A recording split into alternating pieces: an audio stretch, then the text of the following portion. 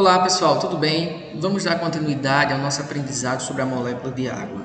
Primeiramente é interessante entender a importância dela para os seres vivos, né? A importância do H2O, da água. Ela é importante para o transporte de substâncias, ou seja, pessoal, para que os nutrientes, para que os recursos que vão manter ali os organismos vivos alcancem as células, é importante a presença de água para facilitar o transporte dessas substâncias. Por exemplo, aqui nós temos um vaso sanguíneo que tem aqui, por exemplo, nos seres humanos. Quando nós nos alimentamos, diversos alimentos, diversos processos bioquímicos acontecem e os nutrientes, eles vão se tornando cada vez menores através dos processos enzimáticos até chegar ao nosso sangue. E ao chegar no nosso sangue, eles vão ser levados até as células. O nosso sangue, quando nós observamos, percebemos aquela fluidez, aquela característica líquida, apesar da vermelhidão. E é característico isso do sangue, para que a presença de água possa ali alcançar os vasos sanguíneos, capilares sanguíneos, e assim levar os nutrientes até as células do nosso corpo, para que a gente possa produzir energia, né, e sintetizar diversas substâncias através dessa energia no organismo. As plantas, por exemplo, têm os seus processos de xilema e floema, porque levam água e transportam nutrientes, justamente porque a água permite essa característica. Outra característica são as reações enzimáticas. Nós temos diversas enzimas nos nossos organismos, os seres vivos, né? E elas são importantes para inúmeros processos bioquímicos envolvendo a molécula de água. E elas acontecem justamente porque estão no meio aquoso. Ou seja, para que essas enzimas tenham um bom desempenho, a presença de água ali é importante para facilitar o processo que essa enzima tem para fazer, seja sintetizar uma molécula, seja quebrar uma molécula. A presença de água ela é essencial para que haja o processo enzimático aconteça da melhor forma possível. Outra característica é que a água ela tem alto calor específico. O que significa isso? Nós sabemos que a água ela pode apresentar o estado sólido, líquido e gasoso, não é verdade? E quando isso acontece, a água em cada um desses estados físicos ela tem uma temperatura adequada, né? Para que possa ficar no estado sólido, no estado líquido, no estado gasoso.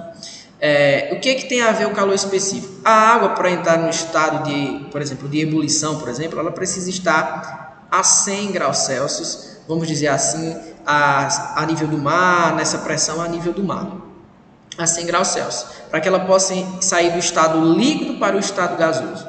Ou seja, ela absorve muito calor, uma temperatura considerada para que ela possa mudar de estado físico. Por que isso é importante? Porque ajuda a evitar variações bruscas na temperatura do nosso organismo, dos organismos dos seres vivos. Quando nós recebemos calor, quando o calor incide na superfície do nosso corpo, ele não vai agredir diretamente o nosso corpo, porque a água é quem vai absorver todo esse calor. Então, o nosso corpo começa, por exemplo, os seres humanos, nós começamos a exalar a água para fora através do suor, e a água passa por esse processo, absorvendo o calor e a gente exala para fora. Ou seja, ela impede que o nosso corpo seja lesionado ou agredido de forma bastante forte quando a gente recebe o calor no nosso corpo. Então, a água, por apresentar alto calor específico, ela absorve bastante calor, tudo bem? Isso nos ajuda a ter uma temperatura adequada. Outra característica é que a água dissolve solutos, né? Dissolve substâncias. Eu exemplifiquei aqui apenas uma ilustração, onde nós temos aqui as moléculas de água e nós temos aqui o cloreto de sódio. Ao ser inserido na água, essa substância ela formou íons, ela dissolveu, ela interagiu com as moléculas de água. Lembra que as moléculas elas têm na parte do oxigênio polos negativos e na parte do hidrogênio polos positivos, parcial, né?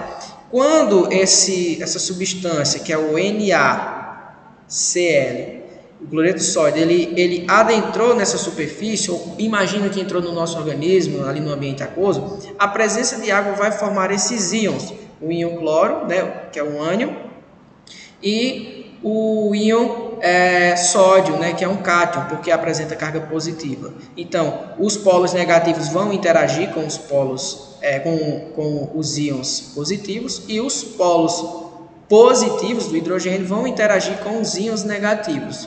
Isso pode acontecer a dissolver substâncias, os açúcares, os sais, as proteínas, os aminoácidos, os ácidos nucleicos, diversas outras substâncias podem dissolver no ambiente aquoso. Por isso é importante nós termos bastante água dentro do nosso organismo, pois quando ingerimos nos nossos alimentos os açúcares, os sais, as proteínas, os aminoácidos, os ácidos nucleicos, para que eles possam se tornar moléculas menores, para que eles possam passar por processos enzimáticos, é fundamental a presença da molécula de água.